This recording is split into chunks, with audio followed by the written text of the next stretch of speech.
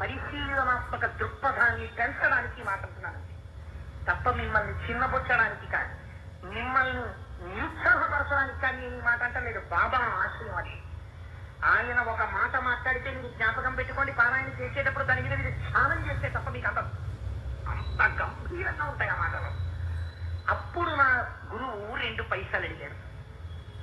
నా గురువు డబ్బు తీసుకునేవాడా, డబ్బు దాచుకునేవాడా, ఆ డబ్బుతో కట్టుకునేవాడా, ఆ డబ్బు బ్యాంకులో వేసుకునేవాడా? కాదమ్మా, నా గురువుకి డబ్బు అక్కర్లేదు. వెంటనే చూడండి ఆ మాటలు. నా గురువు స్వార్థ త్యాగం చేసిన వాడు, ఆయనకి ఏమక్కర్లేదు. ఆయన త్యాగేనైతే అమృతత్వ మానసు పరేణ నాకం నిహితం గుహాయాం విభ్రాజతే తత్ర తయోగి కంటి. తైత్తరీయోపనిషత్తులో వాడబడిన మంత్రాన్ని మామూలు మాటల్లో మాట్లాడుతున్నారు బాబా గారు.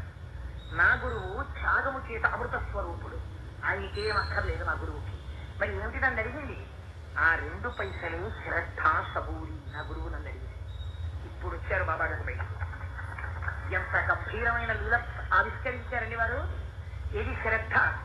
శ్రద్ధ అన్న మాటకి ఉన్నటువంటి అర్థం చాలా విశాలమైన కోణంలో ఉంటుంది. శ్రద్ధ అన్న మాటని ఎంతమంది వాడారో తెలుసా అండి? బాబా గారు వాడారు అని మీరు అనుకుంటే గారు మిస్టేక్, మీరు పొరపాటు పడ్డారు. దాన్ని అంతకు ముందు ఎంతమంది వాడారో తెలుసా? ఋషులు వాడారు.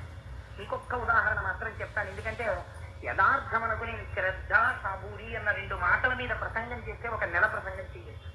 నా గొప్ప కాదు, ఆ వాక్కుల వెనకాల ఉన్న గొప్పటువంటి అది. శ్రద్ధ అన్న మాట ఎక్కడ వాడారో తెలుసా అండి?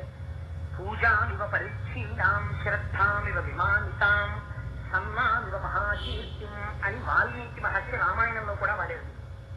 రావణాసురుడు సీతమ్మ దగ్గరికి వస్తూ ఉంటే సీతమ్మ ఎలా ఉందో చెప్తూ పూజామివ పరిచ్ఛీనాం శ్రద్ధామివ విమానితాం అన్నారు. అవమానింపబడిన శ్రద్ధ ఎలా ఉంటుందో సీతమ్మ అలా ఉంటుంది అన్నారు. శ్రద్ధ అవమానింపబడడం ఏంటండి? శ్రద్ధ అంటే ఏమిటో తెలుసా? ఆస్తిక్య బుద్ధి.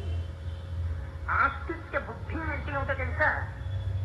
నేను ఏ మాట చెప్తున్నానో ఆ మాట పరమ నిజము నేను నమ్మి చెప్పుట. ఆ మాట నిజము అవునో కాదో అని నాకు అనుమానం ఉందనుకోండి, అసలు నేను ఆ మాట చెప్పకుండా ఉండుతా. ఇది పరమ నిజము అని నేను నమ్మాను అనుకోండి, ఏది నమ్మానో అది మాత్రమే నేను చెప్పుతా. నేను చెప్తున్నది పరమ నిజము అని నాకు విశ్వాసం ఉండుట. నేను ఒక పని చేస్తున్నాను, ఇది పరమ నిజము నేను నమ్ముట. నాకు ఆకలిస్తుంది, ఆకలిస్తుంది ఏమైనా పెట్టవే అంటారు. మా ఆవిడ కర్రట్టుకొచ్చి పెట్టింది అనుకోండి, తినవయా ఉందనుకోండి. అదేంటి ఆకలిస్తుంటే కర్రట్టుకొచ్చి ఏమైనా పెట్టన్నావుగా, కర్రట్టుకొచ్చాను అందనుకోండి. అర్థం ఉందా?